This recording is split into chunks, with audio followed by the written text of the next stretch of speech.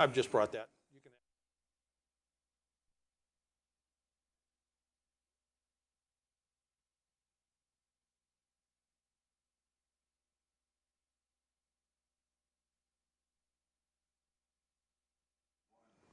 Well, hi, everybody. It's another Conversations With, and I am delighted today. I belong to AAA, and if you don't, you should. But I belong to AAA, and we get a little magazine every month, a newspaper type thing. And in there, there's a great, wonderful column that I enjoy reading, and it's done by John Paul. And I wrote him a note or emailed him and asked him if he'd love to come on and talk about automobiles, because that's what AAA does for a living. Yeah. And in addition to 9 million other things now, by the way, insurance and whatever. But he's here with me. So, John, it's delighted to have you Well, here. thank you very much. And the reason I called him or emailed him was I was watching television, and I am amazed at the number of car companies who have this prestigious J.D. Power Award for That's all right. the same things. That's right. Well, it wasn't, I was going to say it wasn't that many years ago, but it's probably 20 now. If you remember the Malcolm Baldrige Award. And that was an award that some of the car companies, really hung their hat on. We won the Malcolm Baldrige Award, and they made a big deal out of it. Nobody knew who Malcolm Baldrige was, but it made it sound fantastic. And J.D. Power does a lot of awards, and they have a lot of awards for certain things, and it can be, sometimes it seems like it's an award for the first day you own the car, Yeah. and then it's 30 days after you own the car, and then it's 3 years after you own the car. So you have to take all of the awards with a little bit of a grain of salt. Way back when, Motor Trend magazine, if you won the Motor Trend Car of the Year, to enter in, you had to agree to buy a certain amount of advertising. And then that big golden caliper, you had to make sure that was displayed every place your car was displayed. So there was, I don't want to say people bought their way into it, but there could be car companies that said, I'm not going to pay that money. Well, so it goes back to the official. I mean, the Boston Red Sox have made a fortune naming people the official soda of the Boston Red Sox, the official furniture store of the Boston Red Sox. No, absolutely. And what happened was, Nesson, of course, is owned by the Red Sox, and they have their TV thing. Well, now the latest is there's one bank that's the official bank of the Red Sox, and there's another bank that's the official bank of the Red Sox broadcast on Nesson. Okay. And they're two different banks. Two different banks. But I mean, and that's based on putting your big sign up in left field.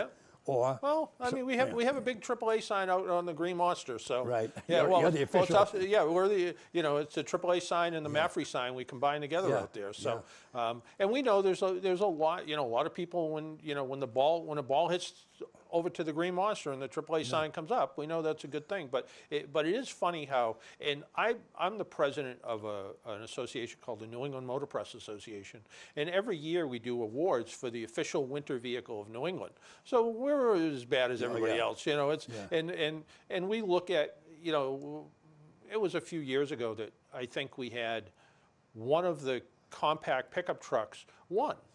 And it was the Toyota Tacoma, I think, was the pickup truck that won. But they were the only ones that made a compact pickup truck that year. So it wasn't hard to. It's just like I get a great kick out of there's an ad they run it every winter, and Toyota does it, and they take a Toyota Sienna with all-wheel drive, and they go up a hill against a Honda with rear-wheel drive, and then announce that they won. Yeah. Well, that's like taking someone who's 92. Getting someone who just ran the Boston Marathon and won it, and run up the street and say, "I just beat her." I mean, it's apples and oranges. Yeah, it is, and they're both actually really good minivans. Oh, I'm but sure they are. but they have each has their own place. And whether it's the front-wheel drive Odyssey or the all-wheel drive Sienna, and the Sienna is one of those vehicles that is just, if you need a minivan and you want a minivan, have an all-wheel drive, especially if you live here. Makes a ton of sense. Well, one of the things that I find intriguing is that the Massachusetts Turnpike opened in May of 1957. Okay. And I remember it. And I was only 2. All the ramps and everything else were built for the motor vehicles of those days. Yep. In 1957, there was no such thing as an SUV. Didn't exist. No double-decker buses, no double tandem trucks. We had cars that were low to the ground with big chrome bumpers, you know, Yep. and they were steel and metal. There was no fiberglass on them. And so those things go around those turns. Well, today, and if you look at if you buy an SUV, it's right on your flap, on your sun visor. It says, this vehicle will roll over. And I was talking to a friend of mine who's a state trooper on the Pike, and he said, every single morning, we have 4 rollovers on 4 ramps. Oh, yeah. And he said, the first thing we get there, and he says, I remember this, he said, the guy's there, he wasn't hurt, fortunately. We get him out of the car, he was upside down. We get him out, and he said, you know, I just came off the turnpike. I was only going about 55. And the trooper said, did you see the big yellow sign up there that It said 30? 30 mile an hour? Yeah. And it was in Yeah. yellow with Yeah. black letters. He says, yeah, I did. He says, now, do you think we put that up there because we had 50 of those signs and we didn't know what to do with them, so we decided to put them there? Yeah. He says, we've put it there because if you go over 30 or 35, you're going to do what you did, you know. And he Yeah, said, and then really, you look at that. Back when they built the turnpike, there wasn't such thing as radial tires. No. And if you started going fast, the car would slide a little bit, and it Yeah. would catch your attention. Yeah. Now, radial tires make the car stick to the point where eventually it starts to trip over itself Yeah. and roll Yeah. over. So, or you slide far enough, Yeah. and then it hits the edge of the ramp, and you turn it over. So it's not surprising that, No. that happens. the other thing too is, and I've had this we have a program called Politics as Usual Okay. that I do, and I have a lot of the local reps and senators come in, John. And I've been after them for the last 2 years. The guardrails on the Massachusetts Turnpike are this high Yep. because when they were built, that's how high the cars Yeah, were. yeah. Couldn't get over them. Yep. Well, now, if you've got an SUV or any vehicle Yeah. that's Pickup truck or yep. you hit those, you flip right over them. And that's what happens. They flip right over. I said, you need to bring the guardrails up higher. And I said, they keep replacing the low ones. Yeah. I said, now the middle, they put those Jersey barriers that are much higher. Yeah. Because they don't want you to go in the other lane. Right. And you won't because they're too high. Yeah. It'll keep your car Yeah. on that side of the road. Yeah. I said, you need to either do the same thing down there. You know how much money you're talking? I said, that's not the point. When you rip one up and you replace it, don't put a low one back. Yeah. That's when you put a high one back. Yeah. Or you put the barriers in. But my dad used to always say, son, whatever happened to common sense? Well, there's that. Yeah. Yeah. Yeah. No, traffic, part of what I do at AAA too is traffic safety. So I look at all these things and I look at the technology that we have today and you mentioned your wife's car and how it blinks and Oh, yeah. bings buzzers and makes all kinds of things. The latest new Mercedes, if you put it kind of in its self-driving mode and you put the turn signal on, it'll change lanes if it doesn't see anybody in the lane. Yeah. The problem is it only works until there's a big space in the painting of the lines. So if you're driving along and there's a turn coming up and they don't line the road right there, it shuts right off right away. And if you're somebody who's not paying attention, Oh, yeah. all of a sudden now you got to jump in and take over. Well, you weren't paying attention enough. Yeah, it's Well, then it's a problem. Well, So you know and I know. And I one time, Governor Volpe appointed me Commissioner of Highway Safety. Back in the 60s, we did the first seatbelt safety law. In fact, I had the great opportunity to debate Jerry Williams, oh yeah, yep. who was so much against Yep, that thing. yep. And he got so mad Oh, at me. he hated us. Hated AAA. He got so mad at me because on the debate, on the radio, the governor said, Dick, you got to go do it. They keep calling me, and I'm not going to go on with them. I can't Yep. stand up to him. So I went on there, and I said, do you have a driver's license? He says, yeah. I said, throw it out. He said, what do you mean, throw it out? What do you need it for? Who are they to make you Yeah. have a driver's Yeah. license? He says, well, what are you talking about? I says, I want you to think about it. Why do you have that license? Did you pass the test? Did you read the book? Well, yeah, because that's what you have to do. I Yeah. said, but why? Yeah. Why should you have to do that? If you can go out and drive, drive. It's an automobile. Yeah. And he kept looking at me, and he says, well, what are you leaning? I says, Jerry, it's the same thing. You don't want to put a seatbelt on. Who are we to tell you that? We're not telling you that because we think that you need one. We're telling you that because if you don't, you'll kill yourself. I said, you have to understand that. And other people. And Yeah. a doctor I met years ago said to me, we were talking about laws, and he says, I don't like laws any more than anybody else does, but sometimes you have to pass laws to help people. Yeah. And he said, there's vitamin D in milk because we knew that kids drink milk, and if it doesn't have vitamin D in it, kids get rickets. Yeah. And he said, they put vitamin D in milk. When was the last time you heard about anybody getting rickets? Yeah. And he said, so they had to pass a law that said Yeah. they have to have vitamin D, which is the same reason they have to pass a law that says you have to wear your seatbelt, or you have to put your kids in a car seat. And we're trying to get two laws to pass in Massachusetts. One that says that your kids should stay rear-facing until they're 2, because all the studies show that when you turn your kid around at 1, their skeletal strength isn't strong enough to And they can get hurt. And the other thing we're trying to do is we're trying to get a primary seatbelt law in Massachusetts that says, that a police officer can pull you over if you're not wearing a seatbelt. Now, the way it is, they have to find something else, which isn't all that hard to do. But the point is that we know that in states that have primary belt laws, seatbelt use rate goes up 10%. Yeah. Just because the people that go, oh, I guess I'll have to. They go ahead and do it. So it's the cost of, some people say, well, it's just me. What do you care about me? It isn't, because when you get hurt and you're out of work and you can't pay your medical bills, I do. Yeah. And, you don't realize the amount of extra cost that's involved. Well, it just goes back to when we did that seatbelt safety law, when it finally passed. Seatbelt usage in Massachusetts went from 20% to 70%. Oh, yeah. And even though people were against it, it was now the law, Yep. so they did it. They did it, Because exactly. it was a law. But I remember sitting with people and talking, and I said, do you know the only reason they pass laws is because people don't do what they're supposed to do? Yep. And I used to be town moderator in a town, and I get up one year, we had a budget at the town meeting, and I get up and I said, look, folks, this budget, you want to have no taxes this year? Let me show you how easy this is.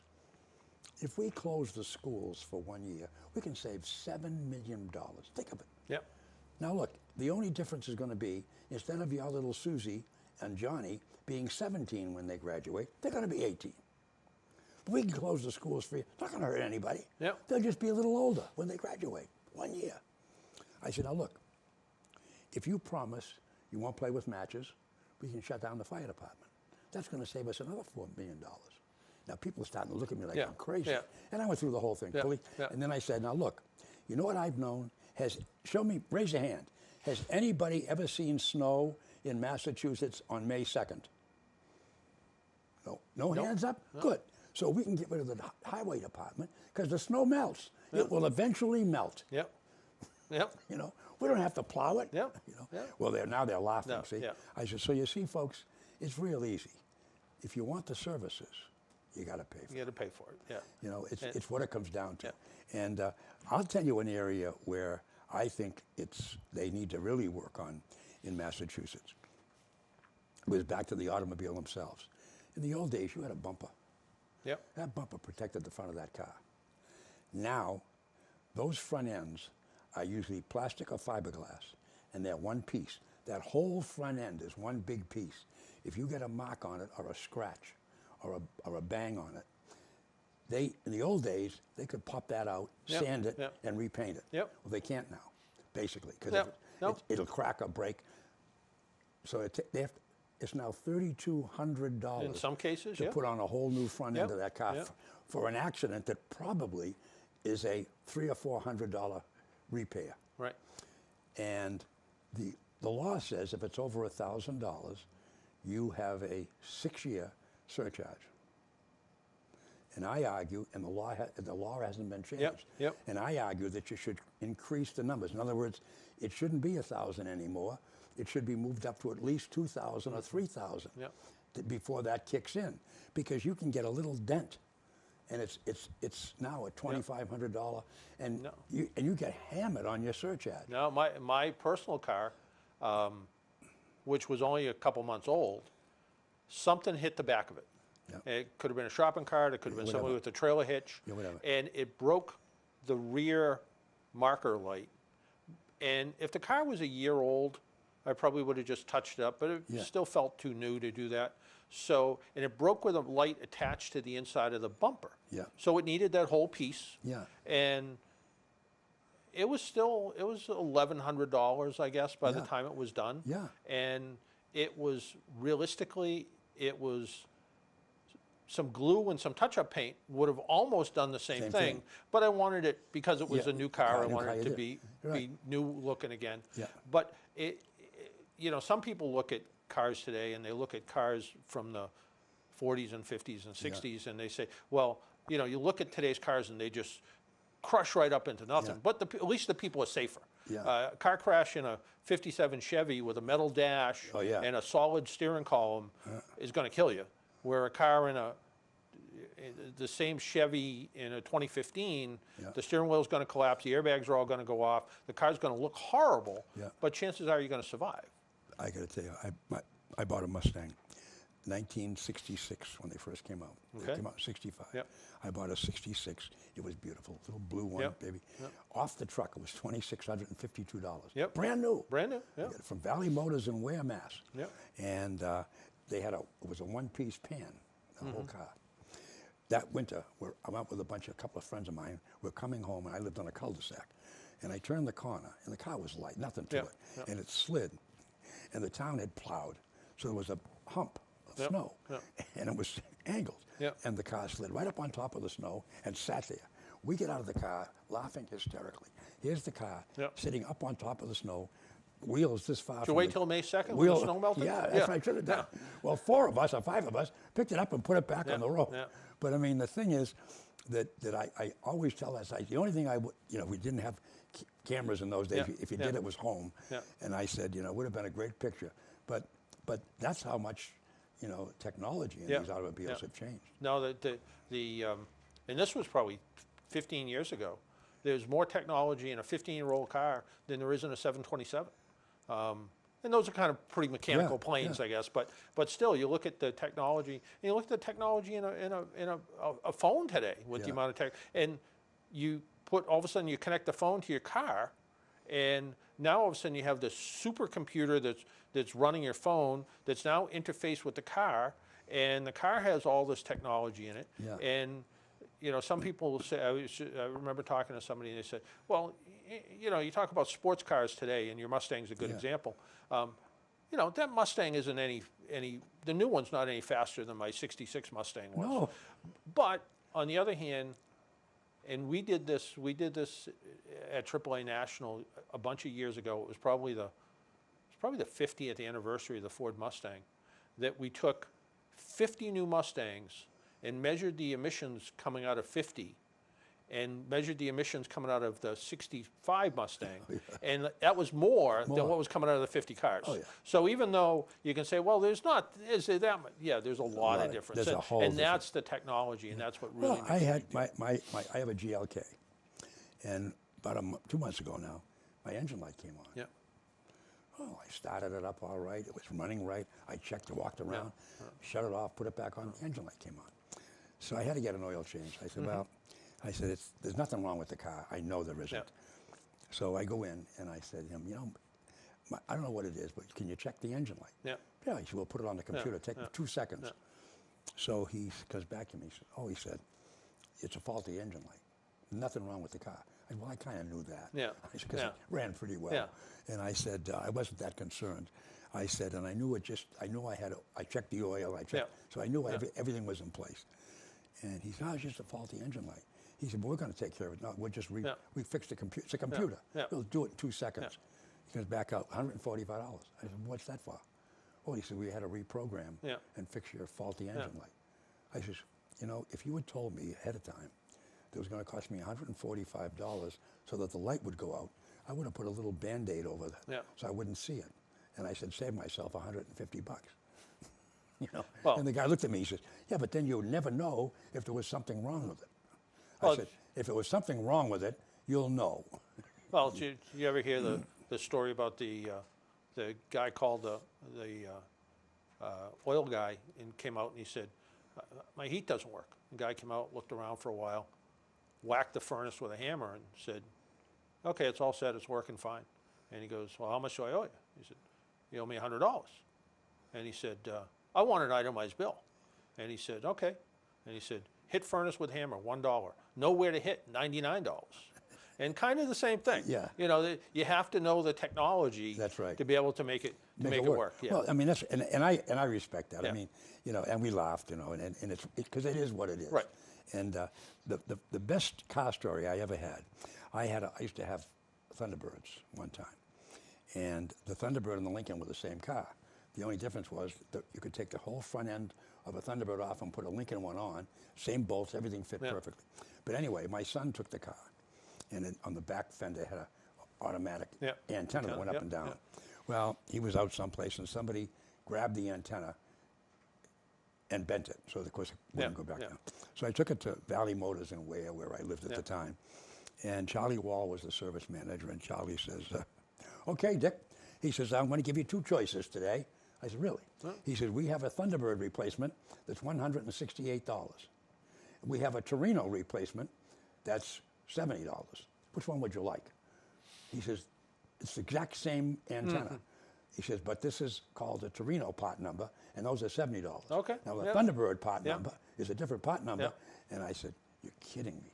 He says, they figure if you can own a Thunderbird, you can pay the difference. Pay for it? Yep. You can replace the antenna. And I laughed and laughed, and I said, you know, a lot of people do not even realize that the Chevys, all their SUVs, the Cadillac SUVs, the GMC SUVs are all the same car. There's Same a lot. bodies. There's a lot of car twins out there, and you know, and I, as old as I am, I wasn't around for the days when a Buick was really different than a Pontiac, that was really different than a Chevy. Yeah. And you know, back in the '70s, when all of a sudden a Oldsmobile had a Chevy engine in it. Yeah. And that was the downward spiral for a lot of GM at that time, where the cars just weren't unique the way they were. And I remember when I saw the first Oldsmobile with a Chevy engine in it, and it was actually a much better engine than what Oldsmobile was using at the time. Yeah. But people looked at it and said, I'd buy a Chevy if I knew that. So there is a lot of interchangeability, and well, even the body, though, the whole frames. I mean, like the Escalade and the Suburban. And I don't know what GMC calls theirs, but the Tahoe, I guess it is. They're all the basic same automobile. There's a lot of similarities. In fact, probably 20 years ago, the difference between the GMC version of the Suburban and the Chevy version of the Suburban was about a dozen different part numbers. And most of that had to do with the different names of the pieces, but they were essentially mechanically absolutely identical, and about $4,000 difference in price. So you look at that, you know, even as replacement parts, and you mentioned your antenna, and now the car companies, aftermarket mechanics that don't work at the dealership, you know, they can shop around sometimes and go, yeah, we can get, you know, it's the same brake pads, you know, for the Chevy as it is for the Cadillac, so we can save you a little bit of money going with that. And the aftermarket, they're going to be all the same part number anyway, so it really doesn't make any difference. But there are some similarities, and as much as a you know, a Lincoln Navigator is different than a Ford Expedition. First off, they're pretty similar, it's the same body. And secondly, they're still way overpriced. No matter how you look at it. No matter how I drove for a real short period of time the new Lincoln Navigator, and it was $100,000. You know, and the house that I live in today, which I've owned for 43 years, didn't cost $100,000. No. And it has, you know, and it can sleep too, and it has a couple bathrooms, and you know, and this Navigator didn't. So I got a call from a good friend of mine yesterday. He has a 2-year-old cat, gets a new Cadillac every couple of years. Calls me up, and he's at a caddy dealership someplace. Dick, I'm trying to make a deal, and they want me to buy this Cadillac that's $90,000. I said, Ernie, I can get you a Mercedes for $80 that'll blow the Cadillac away. If you want, he said, no, but I want to, you know me and Cadillacs. He says, and they keep pushing this one on me. He says, they want, and he said, they bunch it all up. They won't tell me how much they're giving me for mine and what they're charging me for that. I said, what is it, a 2018 leftover? Yeah. And I said, first of all, they got a big hit on that. They probably got 8 or 10 grand knocked off that on the day it went into the new ones came out. So I said, he said, well, how do I said, you sit down, Because then they say, well, you got this rebate and that rebate, and then now they got a deal. He said, and he buys his cars. He hasn't even full, writes them a check. And he says, but they're going to give me 3 free months, and then I can pay it off at the end of the 3rd month. Yeah. I said, what's that? That's so that's, what? that's because they get the finance. Yeah. They get the 1 point. That's right. Yeah. They get their kickback. Yeah. I said, so you don't even need that. Don't worry about that. But anyway, I said to him, he said, yeah, did you find one you like? I said, fine. Tell him you're not interested in that car, you don't want it. And then sit down with them and say, here's my car, how much are you giving me for my car, and how much are you going to discount that for me? Yeah. I said, pick a whole new car, start there, Yeah. and don't go beyond that. Yeah. And say, I want the trading deal. How much for my car, plus cash for that one. Yeah. And I said, once you get that, then you can say, okay, let's do the rebates now. Yeah. You know, because I said, he said, why won't they tell me? Because they're burying it. Yeah. They're taking you for a ride. Yeah. And you were mentioning earlier how you negotiate. Yeah. And for most people, they buy in their lifetime, they might buy, 10, 12, 15 cars. Yeah. The salesperson, if they have a good month, they might sell 15 cars. Oh, yeah, sure. So they're already a lot better at selling them than you are at buying them. That's so you're already at a disadvantage when you're going in. Right. But I always like to tell somebody, when you go in and you walk in the door and you kind of see what you want, don't even bring this trade-in up. Just say to them, what's this car going to cost me? Yeah. And then when you finally get it to the point where you're comfortable with the price, and then say, you know what, I'm thinking about trading in my car. What can you give me? Then you find out what the real value of your car is. And the internet's a great thing. See, that's the best thing, John. Go in and know what you're talking That's about. right. Because if you don't, they own you. Yeah. And I said, it takes 10 minutes. With one thing about computers, you can plug your car in, and it'll tell you exactly what it's worth. Yep. No, when I went to go, I was looking at a 1-year-old used car, might have not even been a year old. And they said, well, what about, do you have a trade? And I said, I don't think you want my trade. I think it's too old. And they said, no, we'd be interested. How many miles are on it? I said, it doesn't have a lot of miles on it, but it's 10 years old. And they said, no, we'd be interested in it.